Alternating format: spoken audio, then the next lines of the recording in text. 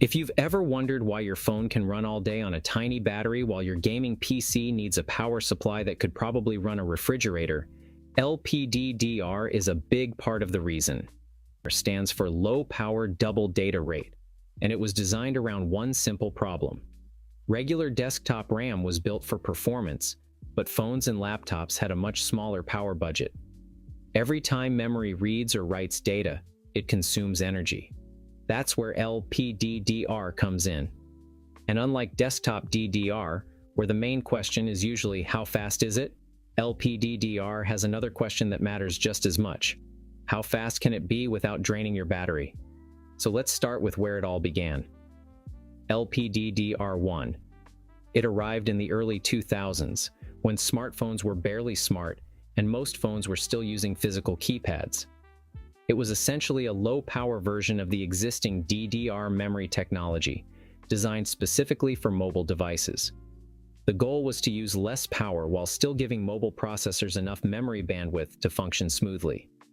LPDDR1 typically operated around 1.8 volts, compared with roughly 2.5 volts for the desktop DDR memory of the time. That might not sound like a huge difference, but on a battery-powered device, every little bit helps. LPDDR1 also introduced power-saving features designed around the reality that a phone spends a lot of its life doing absolutely nothing. Your phone doesn't need the memory running at full power while the screen is off and you're not using it. By today's standards, LPDDR1 was incredibly slow, but that's because the devices using it were also incredibly limited.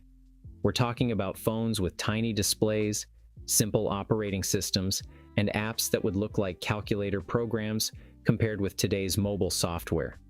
Still, establish the basic idea that would define every generation after it, LPDDR2. It arrived around 2009, and this is where mobile memory started becoming significantly more capable. People were browsing the web, watching videos, taking photos, and running actual applications. That meant memory needed to move a lot more data. LPDDR2 increased speeds while lowering the operating voltage to around 1.2 volts for its lowest voltage variants. It also supported higher density memory, allowing manufacturers to put more RAM into increasingly powerful phones without turning them into battery-draining bricks. But the next generation would make another big jump. LPDDR3. By the early 2010s, smartphones were starting to behave more like tiny computers. That put more pressure on LPDDR2, so LP3 arrived around 2012 with a straightforward goal: more bandwidth without significantly increasing power consumption. It could reach speeds of around 1,600 megatransfers per second, while operating at roughly 1.2 volts. Also improved the memory interface and signaling, allowing it to operate at higher speeds. It became common in smartphones, tablets, and ultra-thin laptops, where traditional desktop-style memory wasn't always practical. The memory could also be packaged close to the processor, helping manufacturers save space inside increasingly compact devices. But by this point, the industry was already running into another problem.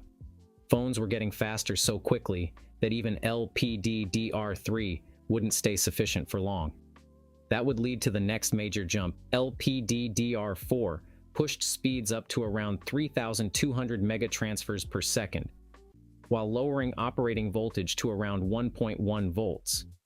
It also introduced a 16-bit dual-channel architecture, letting more data move at once. In simple terms, your phone's processor got a much wider highway without the battery having to pay the entire bill. But the next generation was about to take things even further. LPDDR5. By around 2020, smartphones had become powerful enough that memory was starting to hold them back.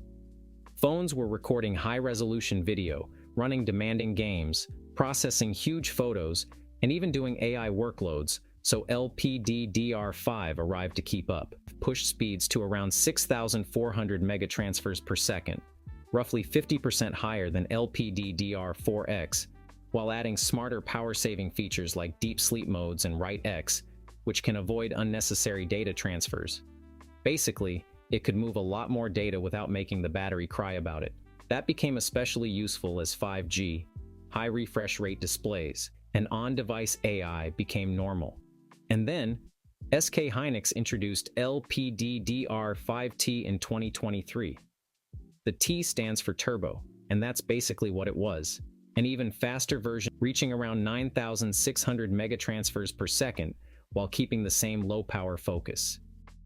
The next real jump would be LPDDR6. It's designed as a completely new generation, rather than another faster version of the existing architecture. The goal is straightforward: dramatically increase memory bandwidth while continuing to reduce power consumption. LPDDR6 is expected to introduce higher data rates, improved power management, and architectural changes designed to make that extra bandwidth more efficient. And that's every major LPDDR generation. But the important thing to remember is that LPDDR isn't simply DDR RAM, but faster. It's memory specifically designed around devices where power matters just as much as performance.